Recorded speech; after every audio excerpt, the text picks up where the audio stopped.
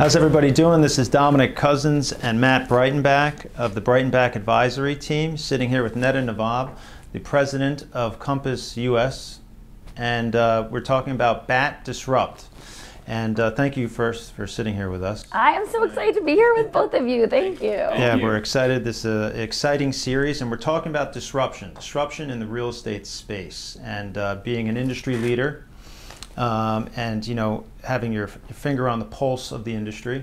We want to kind of just ask you, what do you think one of the top industry disruptors are in 2022?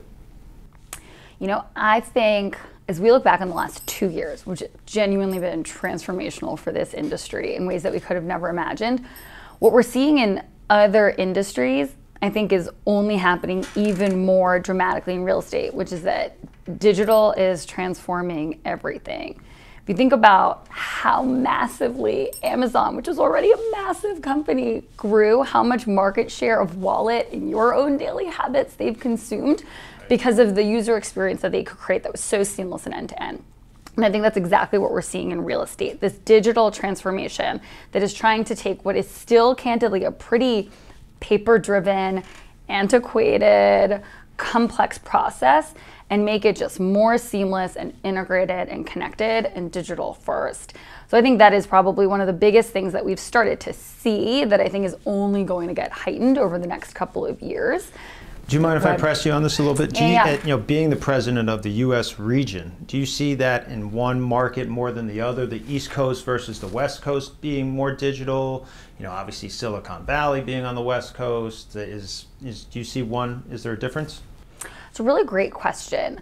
I think it's happening across the board. What I will say is, so anecdotally, there are a handful of agents that I've talked to in California specifically, to use your example, who left Compass and came back within a month or two. And what they said was, my clients missed collections, which is the tool that we use to collaborate with our buyers, sending them listings, communicating with them, getting feedback on the listings. They would point to specific tools that they had in their toolkit, in their digital toolkit for their clients. And as soon as they went to another brokerage and didn't have those same tools, that was what drove them to come right back and really understand the value. So I think part of what is driving it are the markets where either you as an agent or your clients, your buyers or sellers, are very tech savvy, tech driven, or appreciate a really great user experience, user interface.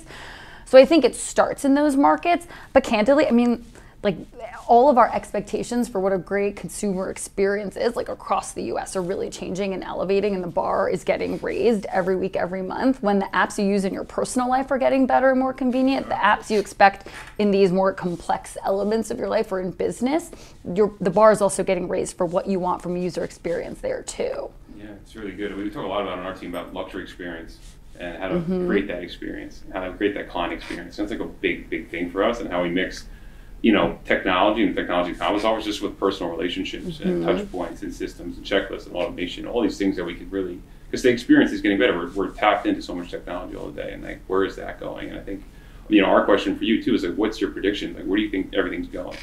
Okay, well, I want to say one thing to what you just said, which is so insightful.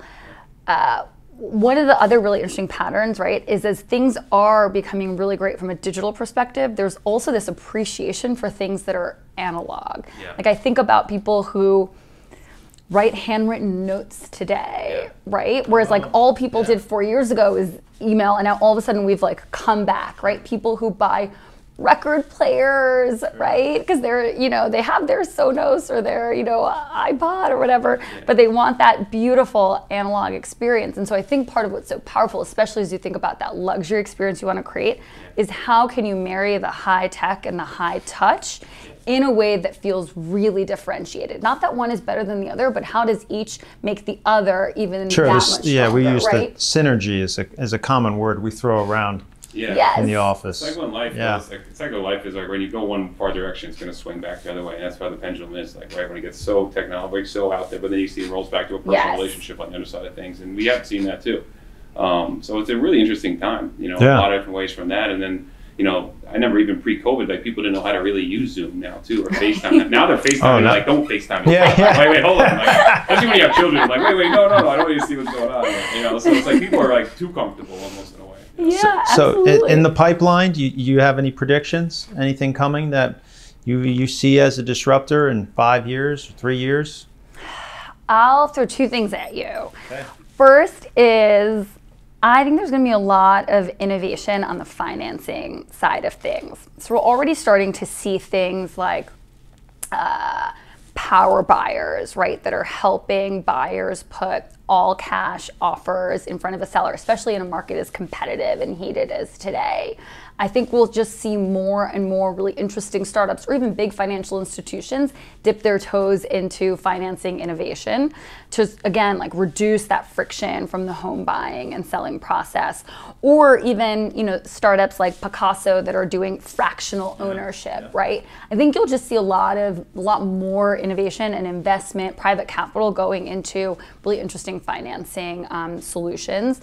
And then I think the other piece is, I think there's gonna be a lot more of how AI, how artificial intelligence is powering agents as advisors to do their very best work. How are they, surfacing the insights that you may need a team of 3 to spend 3 days pulling data and analysis? How can, if you're powered by a platform that is AI based, how can it just serve that up to you so that you can spend your best time, your work in front of your clients, not doing that behind the scenes work? So good. Good stuff. That's great stuff. Yeah. Well, one question we love to ask as part of the series, we think about it a lot, and it's 3:30 in the morning. You pop out of bed, and your mind goes to a lot of places. But is there something that keeps you up at night, 3:30 in the morning, about the industry, either currently or thinking ahead? What keeps you up at night? I now more so than even before, the value of an advisor, of a real estate professional, I think is really shining through. It's a really competitive market. How do you know how to put together a creative offer if you're a buyer competing with 25 other buyers? Or if you're a seller, how do you know what's the right price to test in the market? What's the right timing? How do you market your property? And so that advice is, I think, more of a premium than ever before. And so what keeps me up at night is I really hope across the country, but I hope real estate professionals don't start to discount their offering. I think that they have to really stand firm, the same way that, some of the best financial advisors in the world would never think about discounting their offering just because there's an e-broker or an e-trade available, right? That's for a different customer segment and incredibly valuable. But I think, if you're serving a certain type of buyer or seller who's engaging in a really financially important transaction, what keeps me up is that agents may be tempted to discount what is actually a really valuable, unique service that they bring. So I hope that degradation of the value doesn't come to life over the next few years. You're right on with that. I know, and we talk about that so much on our team too. It's about again, it goes back to experience, but just talking these clients through these situations and being there as an advisor, and how do we communicate as an advisor? Yeah, and what it actually means to advise. What it means. People throw around the word. Agents, I think I've learned in my career doing this 16 years, actually learning, I was telling my wife this other day, I'm learning to say no. It's very freeing, also telling a client, no, maybe that's not a good or whatever, or having her say, hey, listen, I'm sorry, I can't take it at that price. We just had a $15 million listing where we said, listen, it's not worth 20, it's actually worth 13. If you want to sell this, and actually being direct and firm in communication with it.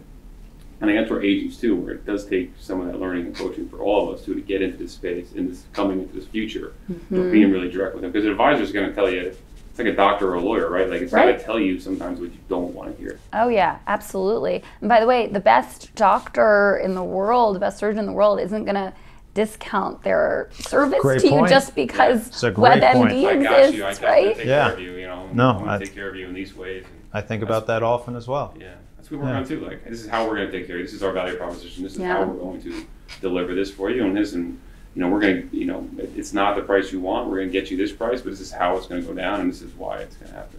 Yeah, and then you're there as an advisor for the rest of that relationship. It's not just a one and done. Yeah, not the overpromise, underdeliver, which I think is agents, it's something we need to work through. Yeah.